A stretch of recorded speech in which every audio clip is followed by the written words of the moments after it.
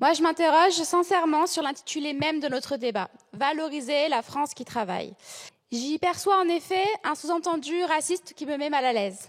Il faudrait valoriser les Français qui travaillent par opposition aux vilains étrangers qui profiteraient des allocations. J'y vois également une attaque à peine voilée à l'encontre des chômeurs. Et pourtant, les véritables assistés, ce ne sont ni les étrangers, ni les chômeurs, contrairement à ce que ne cesse de marteler la droite et l'extrême droite, mais ce sont les ultra-riches. Chacun pourrait vivre décemment de son travail, en effet, si le capital ne s'accaparait pas tout. Valoriser les travailleuses et travailleurs, il faudrait déjà commencer par augmenter les salaires. Et pour ce faire, aller chercher l'argent là où il se trouve, c'est-à-dire justement chez les ultra-riches. Mais la niche des écologistes nous a montré à quel point beaucoup d'entre vous n'y sont pas prêts.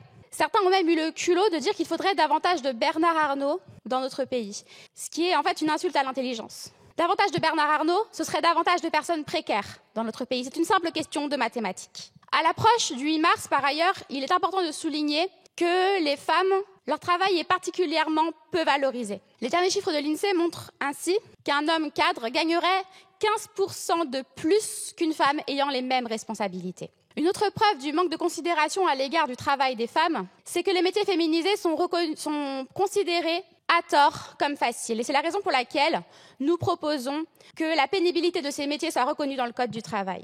Valoriser les travailleuses et travailleurs, finalement, c'est agir pour toujours plus d'égalité à contre-courant de la politique menée par les différents gouvernements macronistes. Et donc cette valorisation ne suppose-t-elle pas, Madame la Ministre, de commencer par la démission du gouvernement Bayrou ?